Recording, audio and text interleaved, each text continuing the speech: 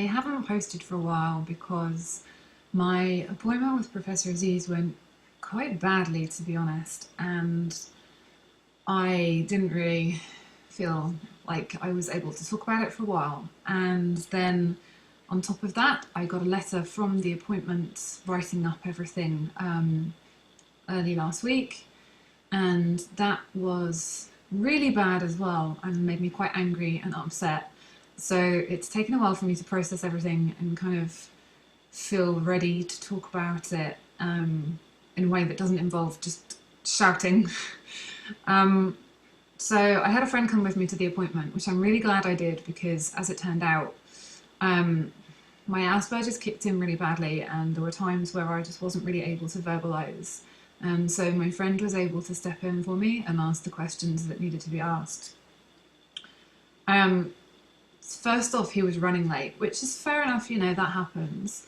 But through the whole appointment, he just made us feel like he wanted us gone, like he was rushing to get us out of there. So right off the bat, that wasn't particularly great. I'd spent ages preparing for it and I'd written down a list of my current medications, the reactions I'd had to the treatment for the bacterial overgrowth that he'd given me, the way that my symptoms were currently manifesting, and I'd printed out a copy for me to take as reference and make notes on, and I printed out a copy for Professor Aziz so that I could leave it with him and he would be able to have an accurate report of all of my medications and symptoms and so on for the current state. So I gave that to him and he barely even looked at it, which felt quite rude. He kept asking me questions about symptoms that I'd written about in this document, and my friend and I had to both keep saying to him, it's in the document if you'd like to look at it, all of the information you're asking is written down here very clearly.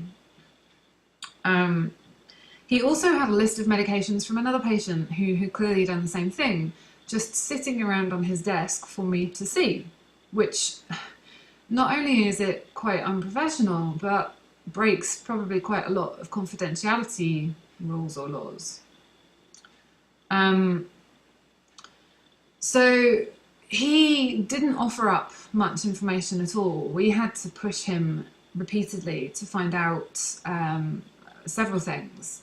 One of them in particular being the decision that they've made off the back of the MDT back in November about what kind of feeding support or nutrition support they're going to give me. So bear in mind that my BMI is currently 15 something and has been that for quite some time, and I've been under 18.5 for nearly 2 years, almost exactly 2 years now. And in that time I've had 2 months of feeding support. That's it. So from a purely physiological point of view, I am probably quite severely malnourished. This doesn't seem to be something that anybody particularly cares about at the moment. He didn't, for instance, say, oh, maybe we should do some blood tests and check and see what you're deficient in, or anything like that.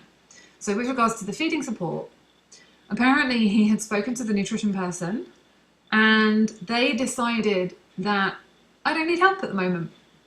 The nutritionist. So ignoring the NICE guidelines and the MUST scoring, which both say that I should be receiving some kind of support because my BMI is underweight. Apparently that doesn't matter. And he then went on to say that he reckons that some patients with Ehlers-Danlos loss have trouble with enteral feeding. Okay, well, maybe some patients do, but I'm not some patients, I'm me. I'm struggling. I've been repeatedly telling them that I'm struggling. I'm malnourished by pretty much anybody's standards at this point in time. I've had enteral feeding support before, and although it was difficult, I managed to do it, so he's completely ignoring that. And it basically felt like he was just saying, I don't give a damn about your quality of life. I don't give a damn if you're so malnourished that, you know, your hair's falling out and all that kind of stuff. Just, no, it's not worth it. Thanks. That really makes me feel cared for by my doctors. I mentioned to him that the treatment for bacterial overgrowth in my intestines doesn't seem to have worked, and asked him whether we would try to treat it again. And his response almost literally was, oh, it's not worth bothering with because, you know, it's just going to come back anyway. So what, my quality of life doesn't matter? That's basically what he's saying to me. I don't give a damn about your quality of life. It's not worth bothering with. Thanks. He then tried to hold up a recent... I had a mental health crisis point back in December. And it was a day where I just broke down. Now, nothing actually happened. I ended up going into the A&E at my local hospital just to see the psychiatrist there and see if they could, like, rush me into any kind of support. But I didn't take an overdose. I didn't try to commit suicide or anything like that. It was just a day where I had a breakdown. And, you know, that's nothing to do with the fact that I have gastroparesis. It's, my symptoms aren't caused by my mental health problems. My mental health problems are probably being made worse by my symptoms. But I've got gastric emptying studies and endoscopy reports and all the tests in the world that confirm that I have physical functional problems. And they've been going on far longer than this most recent mental health crisis.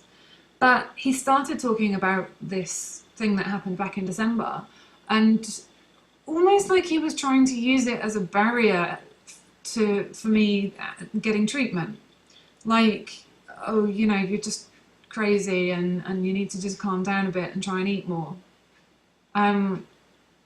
You know, I've had a history of eating disorders, but I've seen the psychiatrist in the GI department at the Royal London, and he agreed that I definitely don't have an eating disorder at the moment because, let's face it, would I be asking for feeding support if I did?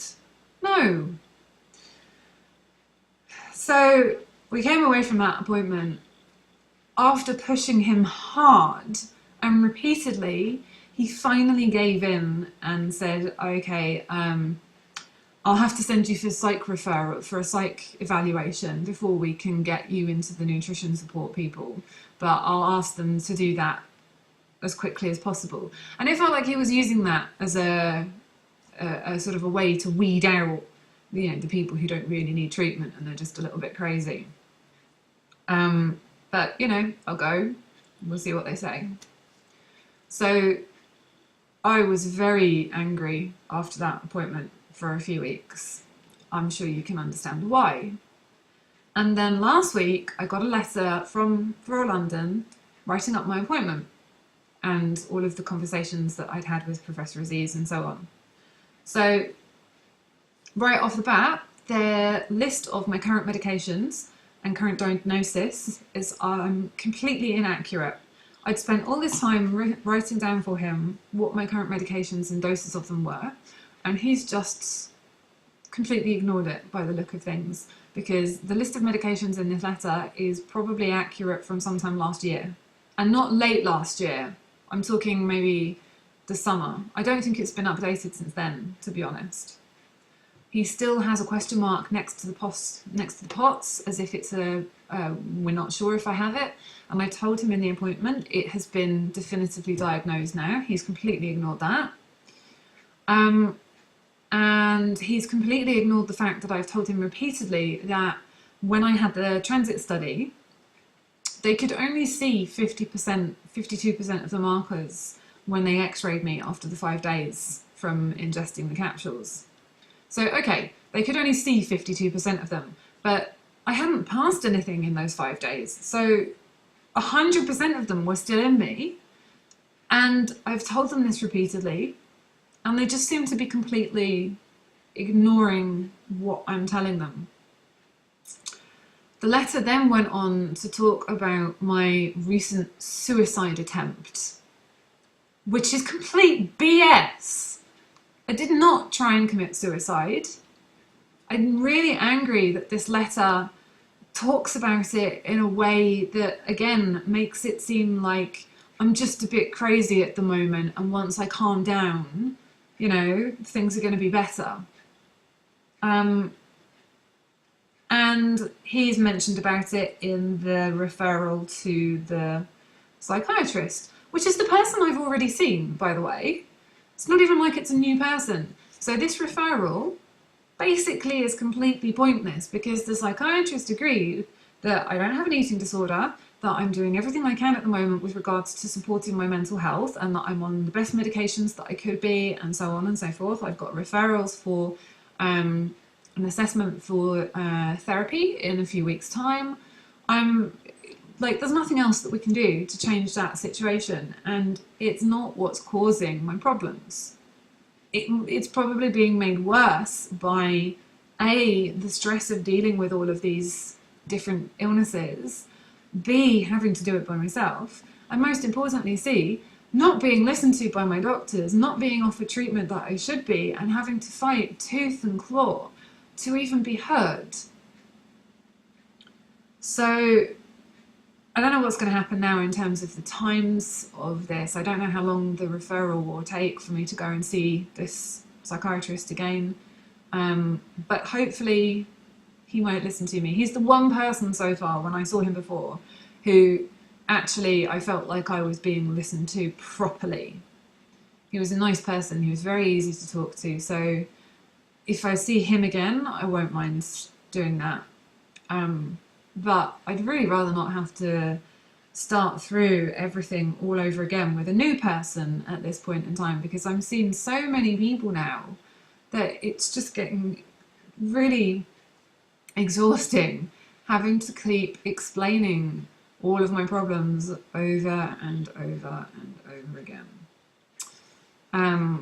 So that's what's happening with regards to not happening with regards to the gastroparesis side of things and the bacterial overgrowth and so on.